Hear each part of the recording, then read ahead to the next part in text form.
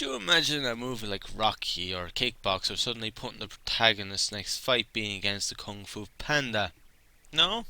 Neither can I, it'd be fucking stupid. It appears though that Punch Club wouldn't agree with me, but we'll get back to that. Punch Club is a management game developed by Lazy Bear Games and published by tinyBuild.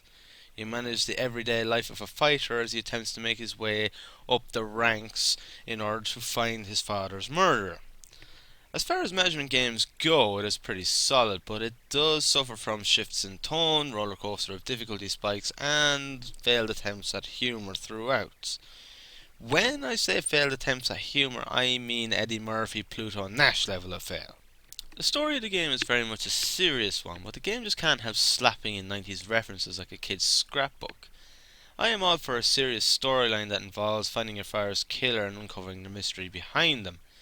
When the game starts firing at unnecessary and poor attempts at comedy, it puts me into a bit of a sour mood. Basically, to put it simply, if Punch Club was attempting stand-up comedy, it'd be getting the shepherd's crook instantly. When you start sticking in the likes of Teenage Mutant Ninja Crocodiles, the game begins to lose me quicker than a blind man getting sucked into a mosh pit. It's not a spoiler, they have it on the store page. What starts off as a Rocky slash Kickboxer style game, it begins to turn into a more Uncharted-esque style storyline that revolves around fighting as opposed to focusing on it. The last thing we need is another Nathan Drake just as we are about to get rid of the bastard. I would have been perfectly happy with a story of vengeance where you have to climb up the ranks. Then eventually you find your father's murderer and beat the shit out of him, where if he was told he looked like Walter Yeo, it would be a compliment. The constant backwards and forwards between serious storytelling and silliness just leads to not being able to take the story seriously. Don't even get me started on how the game actually ends. It is the biggest pile of bullshit I've seen in a video game in quite some time. It makes the ending to Rage seem like the Mona Lisa. Essentially what it does is it gives you some bullshit conclusion to the story that makes absolutely no sense unless time travel existed. Even if time travel did exist, it still wouldn't make a whole lot of sense. It is as if the devs did nothing but watch kung fu and fighting movies for the last few weeks of the development, then realised the game is to be released tomorrow and stuck in a bullshit ending because they had no time to do anything else. Then followed by the cheapest of 80s references possible.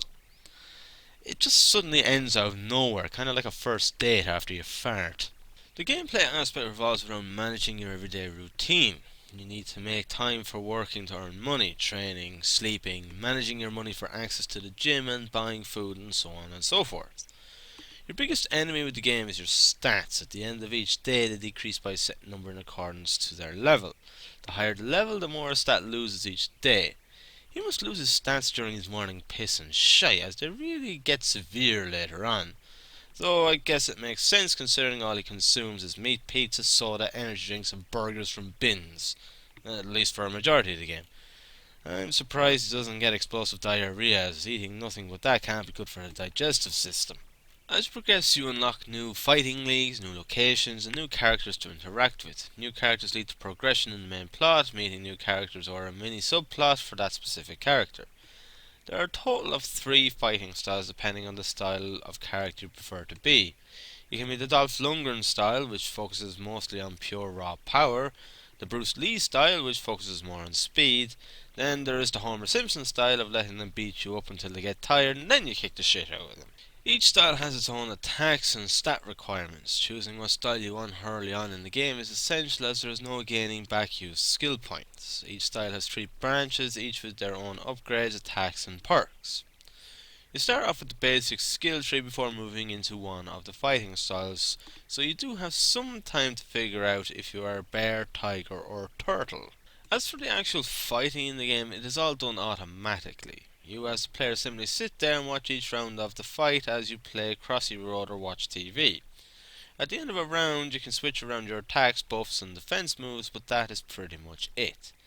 It basically works off a random number generator. The generator chooses what attacks are used out of those selected, so there is a certain element of luck involved in a fight. Stats do have a large influence on the fight, but get unlucky and you'll be on your back in no time. As for the difficulty spikes, the start of the game was pretty tough, and like a Vindaloo, you don't know what the outcome is going to be. You can get opponents that are far stronger than you, leading to a quick KO, and other times they are easy.